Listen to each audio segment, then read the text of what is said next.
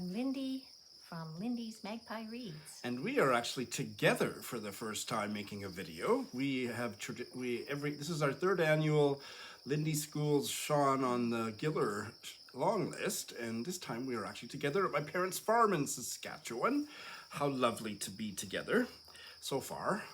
Things could go south after lunch, but so we're here to talk about the long list, which just dropped yesterday morning. That is right.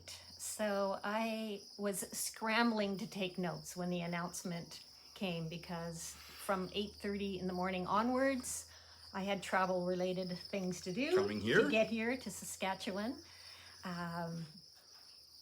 So I had time to think about these books that are on the list, and I had made a video previously about the books that I wanted to see on that list. If I was the boss, these were the books, 12 books that I would have chosen.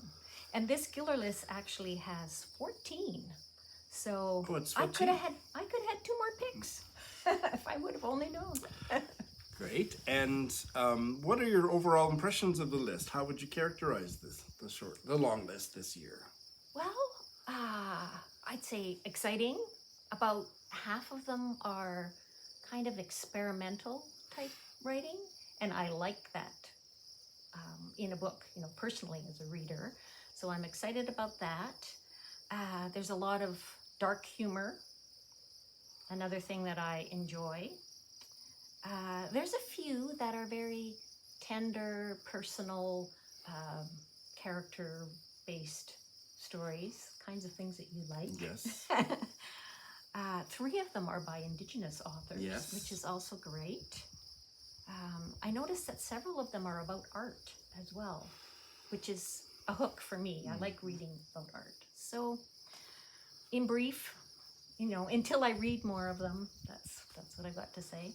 Okay, very good. And which are the ones that you really wanted to see on the list that did make it onto the list? That did make it on? Yeah. Okay, so there are 2 only. Oh, 2. Okay. Yeah. And one is the Tsering Yangzom Llamas. We measure the earth with our bodies. Yes. 3 generations of Tibetan refugees. And I didn't realize she was a Canadian writer, so that's interesting. Yeah, she lives in Canada. And she grew up, she said, according to an author interview that I read, as an activist for Tibetan rights. Mm-mm. And this comes through really strongly in the novel as well. Yeah. Great. And this was written in English? Yes. Yes, it okay. is. And it's mostly set in Nepal, but there is also Toronto setting. Set in Nepal or Tibet? Nepal. Refugee camp. Long-term refugee camp. Okay. Yeah. And there's such longing. These people want to return to Tibet and can't. Yeah. Wow. And then the other one that I read that I chose for my own Giller list is Conor Kerr's Avenue of Champions. Yes. And so this is one of the Indigenous authors, and it is a interconnected short stories. And set in Edmonton in a particular neighborhood called Alberta Avenue. Again, there's multiple generations, although there is a main character that's in almost all of the stories. So we follow the through line of this young man from childhood into adulthood. And his grandmother, she is just great. She learned as a child helping her grandmother how to make moonshine. But in present day, current times, there wasn't so much call for moonshine. So she learns how to do edibles with marijuana and makes money that way.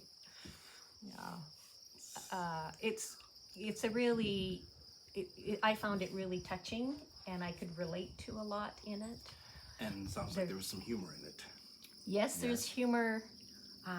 And a very serious issue. His grandmother was part of the Pappas Chase band, which their territory, or their reserve, was actually South Edmonton. And then they were tricked out of it. Yeah.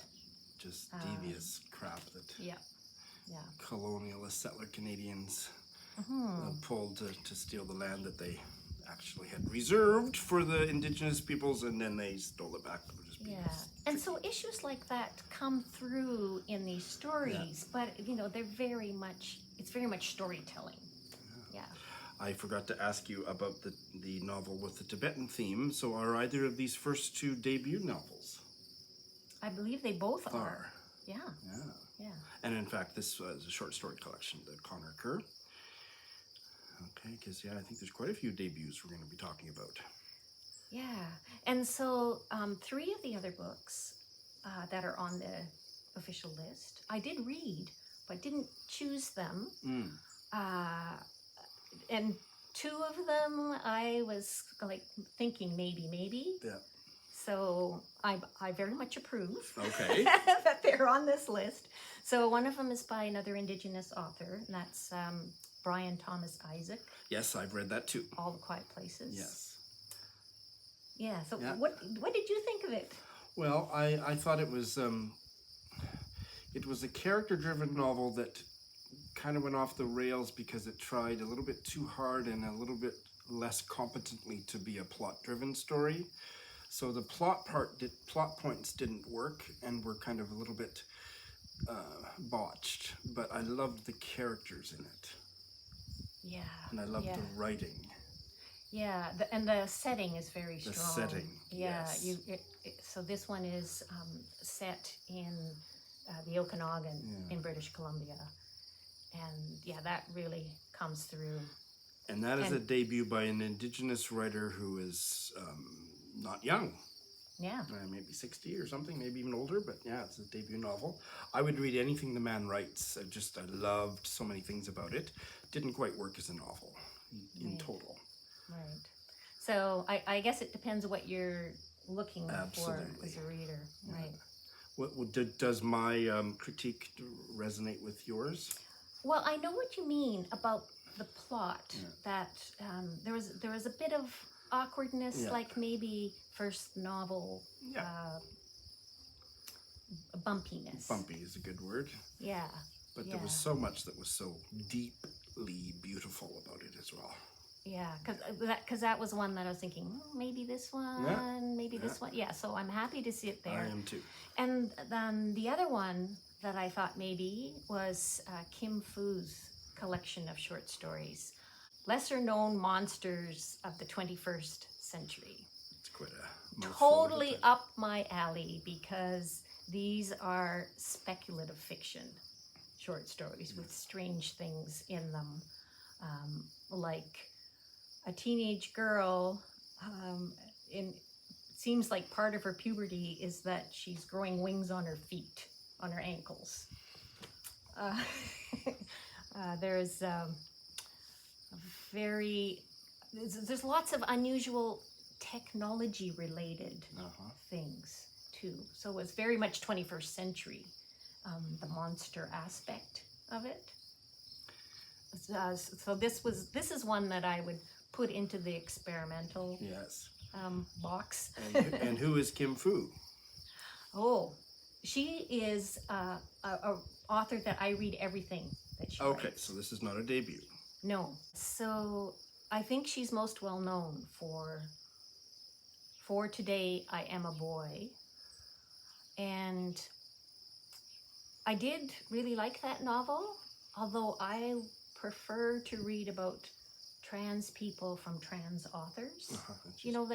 Just a slight quibble, I guess, there. And I really liked The Lost Girls of Camp Forevermore, because that one is told from multiple perspectives, and it's almost like each perspective could stand alone as a short story, but then altogether it also makes something bigger, as a novel. Yeah. She has just fabulous titles. Look at her poetry. Have you read her poetry collection? How Festive the Ambulance. I have not read that. For Today I Am a Boy, The Lost Girls of Camp Forevermore, and Lesser Known Monsters of the 21st Century. Yeah. Great titles. Yeah. No, she's a writer that's got some sparkle to her. Do you know where she's... I think she currently lives in Seattle. Okay, but she's a Canadian, she's a Canadian. by birth or by nationality? Oh, Yeah, interesting. yeah. Okay. I must investigate further. And then there's a third book that I have read, but that I didn't, I was surprised to see it on this list, and that's a collection of stories by Ravi Hage called Stray Dogs. Yes. Now, I did admire the writing, and I found that I was more intellectually engaged, and I want to have a little bit more emotion. Sure. So that's why I hadn't considered it as a possibility for my own list. But the characters in his stories are like eccentric intellectuals or sad clowns. They're people who are out of step with the rest of society. So there's something kind of, I don't know, pathetic or peculiar. Outcast. Yeah. And the word absurd came to me, I remember, when I was reading that. So if you're in the mood for that Absurdist Canadian fiction from a lesbian, from a Lebanese Canadian. Lebanese Canadian. Yeah, actually there's another Lebanese Canadian on the list. I have not read Dimitry Nasrallah's anything by him before. This is not his first book, but there's one called Hotline on there. Yeah. And I know about the story because I've reviewed, like sort of previewed many of these books, trying to decide out of the 36 eligible books that I've read. And it turns out that only 5 of them are the ones that made the list. But anyway, that's the way it goes. So Hotline is about a Lebanese woman who immigrates to Montreal, and she's a French teacher, but the people there don't trust that she knows how to teach French. Yeah, so I guess it's what happens with her. It's an immigrant story, and yeah, I'm looking forward to reading it. Okay, we've kind of moved into the ones that you haven't read. So tell me about in the order of your choice. Okay, so 2 of these are ones that I already knew that I wanted to read, but they're not out yet. Okay. So, my name was, I had a pre-order. I still have a pre-order at the bookstore for Billy Ray Belcourt's new novel. It's his first novel. He's written poetry. He's written memoir. A memoir, yes. So this one is called A Minor Chorus. It's coming out, I think, next week or something. Yep, the 13th is supposed to be out. So yeah, looking forward to that. And from the description, it sounds very experimental. And again, right up my alley. His first book of poetry, I think it's called This Wound is a World. I fell in love with it so hard. I just really, really loved it. And I think it won the Griffin Poetry Award too. And I think it might be Jordan Tannehill who said he thinks Billy Ray Belcourt is gonna, in the future, win a Nobel Prize for literature. Huh. So, with kind of that in the back of my mind and, my enjoyment of his writing, thinking, Billy Ray Belcourt, I wouldn't be surprised if that's on the Giller list. And sure enough, it's there. Yeah, I'm really excited about it. I have not read This Wound is a World, but I did read Indian Coping Mechanisms, and I thought it was a little bit overly academic for my tastes. And the only other thing I've read by him was an essay that I read to you out of an anthology of Native American essays. Oh, yeah. With a very skanky title, and we both loved it. Yes. Something about lube or something. But anyway, it was like a five line title. And I've seen him on Zoom events. I've got a little bit of a crush on him. Hi, Billy. Yeah, I'm a big fan. I want to follow everything he puts out. So I'm excited about this one.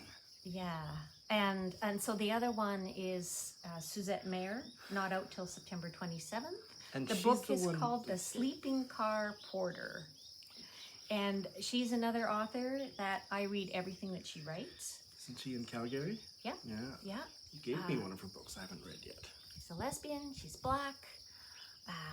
And she tends to include the supernatural in her books. Not enough, I think, that it would turn you off. Okay, well, yeah. I've been having it's better just luck like with little that. twists in there. So this one is historical fiction.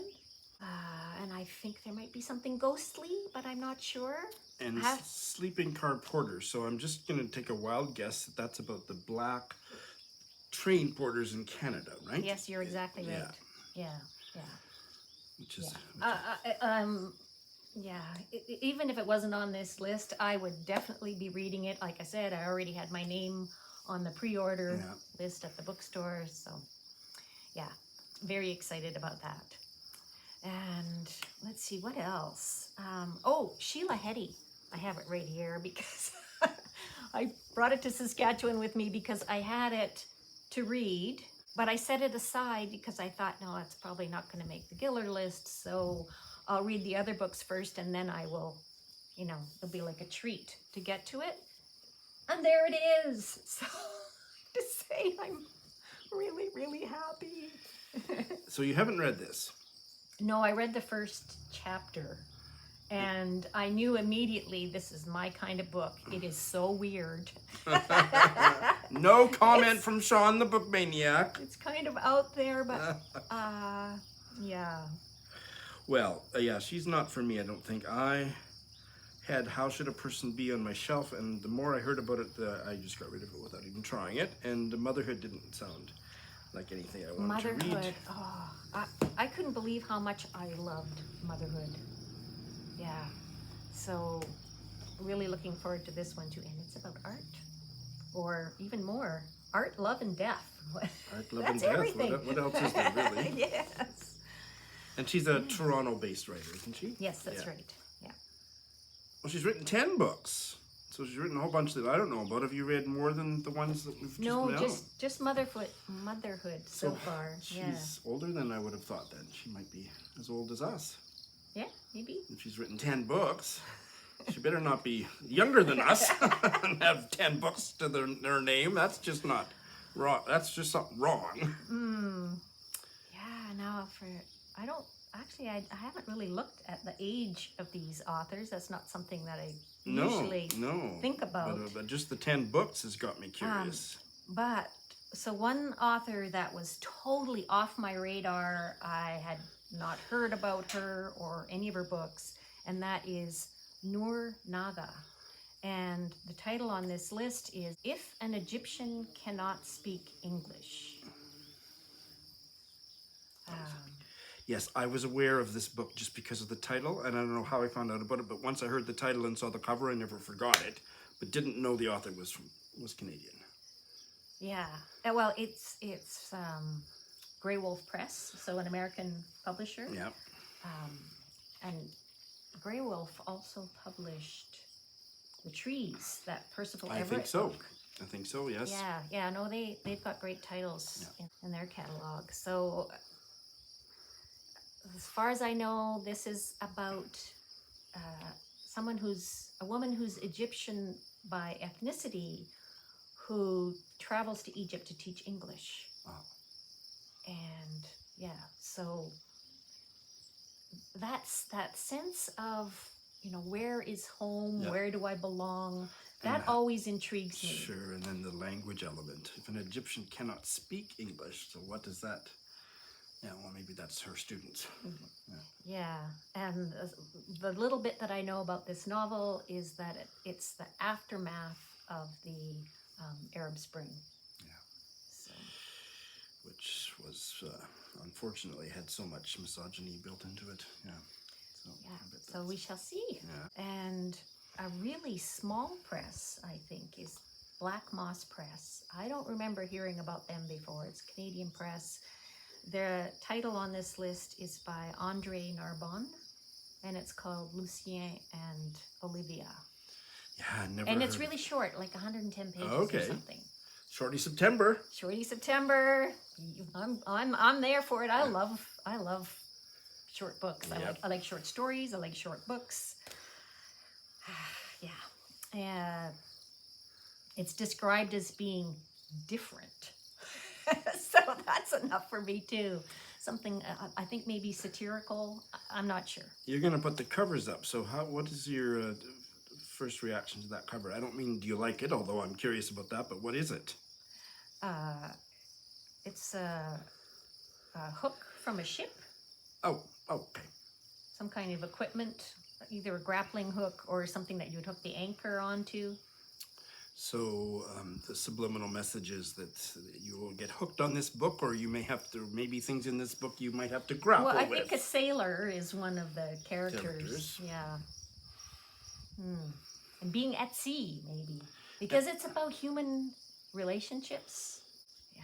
Quebec author? I do not know. André Narbonne. Narbonne, it's a French name, Yeah. but I have no idea. Let's check that. A marine engineer by first trade. So he is not from Quebec anyway, is my guess, because it says he was living out of his duffel bag when he arrived in Halifax on a damaged tanker in the mid-80s, and then completed 2 degrees in Canada. So this could be this could be autofiction. Yeah, maybe. Huh. I'm intrigued. Yes. Definitely intrigued. There's another André on the list. André Forget, and his book is called In the City of Pigs. That just sounds rude. And so that one, the publisher is Rare Machines, and they're known for innovative, unusual fiction. The name of the publisher is Rare Machines. Yeah. Wow. They should be into innovative stuff with a name like that. Yeah. So, yeah. And we'll see. We'll okay. see. And do we know anything more about it? No. Do you want to look it up or just keep going? Let's just keep going. Okay. Yep. So Antoine Wilson, Mouth to Mouth. This is the only one I've read. You've read it? Oh, good. I read it and reviewed it, but I had no idea the author was from Canada. Well, that's interesting because somebody commented on my channel, Karen from Roving Reader, and she said she loved it and didn't know he was Canadian. No, same here. I loved it. He must have, I think he's lived a lot of his life in the States. Canadian-American novelist, born in Montreal, but later lived in Central California, and Saudi Arabia.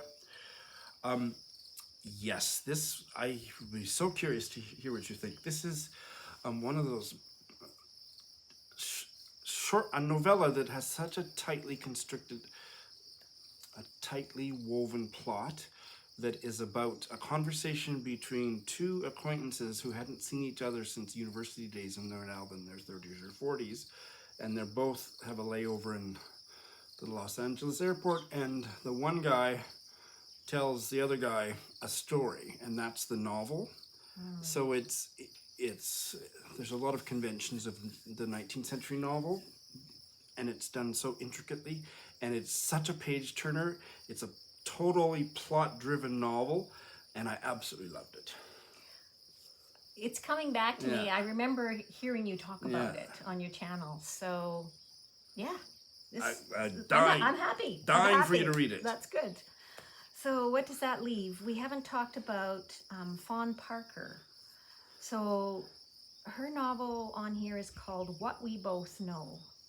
It's not a debut. Never heard of Fawn Parker. And I remember when I looked at the description of this book, it said something like, for readers who enjoyed my dark Vanessa.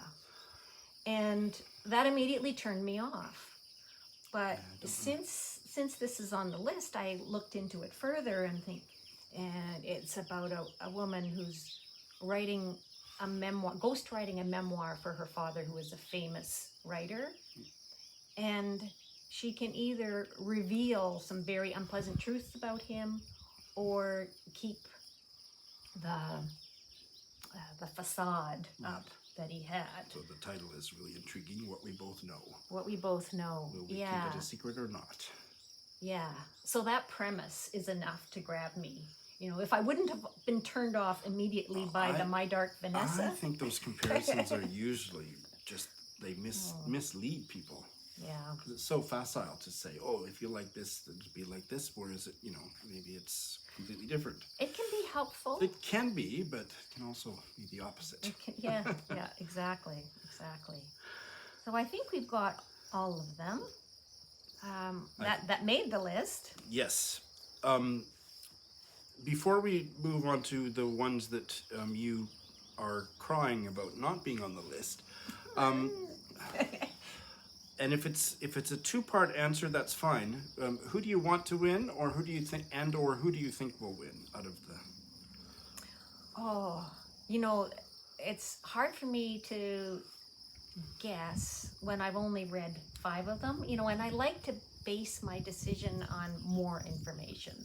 I'm the kind of person who's always trying to get more information before I make a decision or judgment. However, Billy Ray Belcourt, somehow, I don't know. We'll see. We'll see, yeah. We'll see. I'm going to say that I think, I'm just being, my usual flippantly stupid self, but I'm going to say it's either going to be We Measure the Earth with Our Bodies or Avenue of Champions. Let's see. Cool. It seems like often, especially with a list like this where half are really experimental, a lot is going to depend on the judge's personal taste.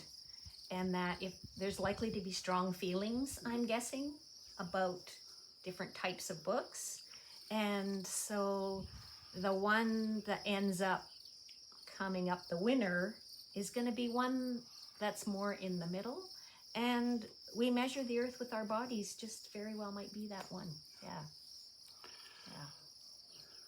Great. So which ones are you irate are not here? Well, Animal Person by Alexander MacLeod. I was positive. Okay, it's going to win a GG then. Governor General Award, because it's that good. And it's short stories. It's short stories. I can compare it to Ravi Hage and his Stray Dogs. There's a couple of stories in Animal Person that are more about, the strange out there kind of individuals. But even those stories, Alexander MacLeod makes you really care about them, or care about the people around them. That, there's something that gets to the heart. Right. And I didn't get that emotional connection with Ravi Hage's stories. And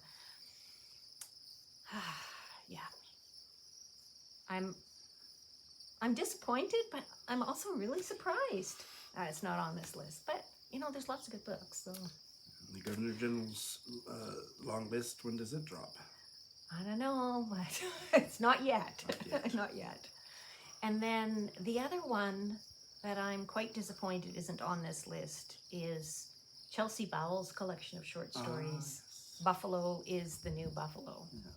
Now, that one is more experimental. It's very different. But there's lots of different stories that did make the list. Yeah. So, I'm surprised, because if you love that writer's craft combined with really interesting ideas, that's really the strength of this collection. Maybe slightly less on the character development point, but that's because that's not the point of the stories. They're all speculative fiction to some degree or another. Very different and very exciting. I like books that kind of spark something, you know? And that one definitely did. So for a long time, it was in my lead as the best book I've read so far out of all of these possibilities until Animal Person nudged it out. But so those two, I'm sorry. Well, my mom has the Chelsea Vowel collection, and when she's finished with it, she's going to pass it on to me, so I'm looking forward to that. Is there anything else you'd like to say about the Giller long list? No, I'm just going to say I think the judges did a great job, and I don't think people will go wrong reading any of these. So I'm always happy to see Canadian fiction out there in the spotlight. I know that there's not a lot of people that follow the Giller, but for those of you who do... Hi, Peg! Yes! Peg, the book prize addict, follows me. Yeah, so I have a couple of co-shadow jurors that I'd like to shout out. And we didn't actually say in this video, as we did in years past, that you're one of the shadow jurors of the Giller. Yes, and so the one who's been on the team the longest is Penny. She's got a book blog, Literary Hoarders.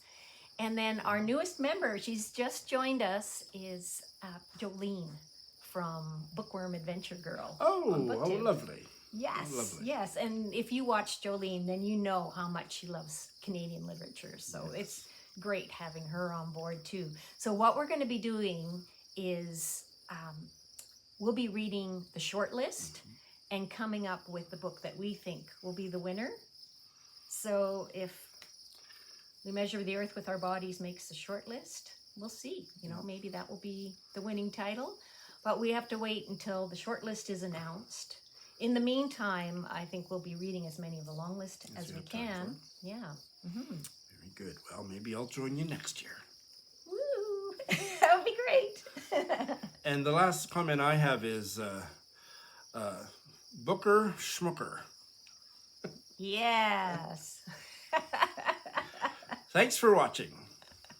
Bye, everybody. Thanks for watching.